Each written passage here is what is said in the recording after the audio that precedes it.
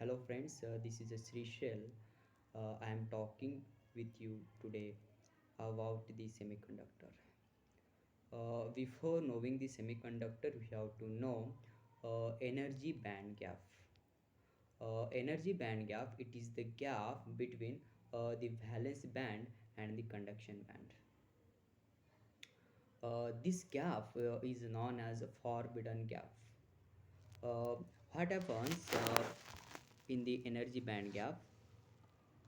In the valence electron there is electrons are there in the valence electrons there. This valence electron transferred from the valence band to the conduction band. That is the electron transferred from the valence band to the conduction band. It requires the energy. uh, it requires the energy. Suppose consider the conductor. When we are talking about the conductor is the good conductor of electricity. That is, it conducts the electricity. For example, copper, aluminum. Okay. Uh, Now, what happens in the conductor?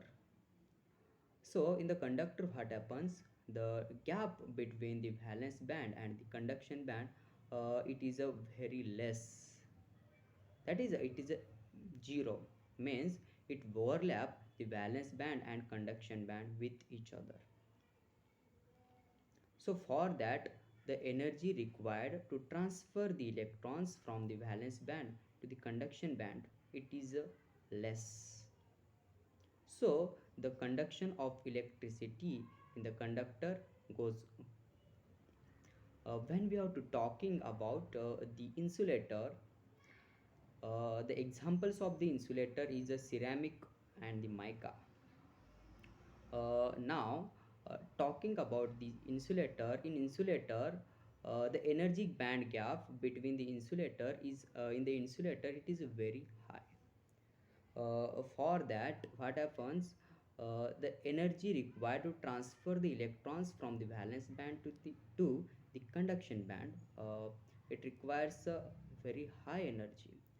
For that insulator cannot conduct the electricity.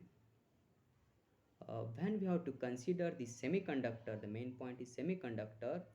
In semiconductor, the energy band gap, that is energy gap between the valence band and the conduction band, which is in between the conductor and the insulator. uh, when it is near about 1 electron volt or 1 mega electron volt, the energy gap. So it requires the energy 1 electron volt, 1 mega electron volt. That is the electron transfer from the valence band to the conduction band. It is in between the conductor and semiconductor. The example of this semiconductor is silicon, germanium. The types of there are two types of semiconductor: p type semiconductor, n type semiconductor. And uh, uh, and the uh, and there are many two types: intrinsic semiconductor and extrinsic semiconductor. These are the types of the semiconductor. Okay, thank you very much.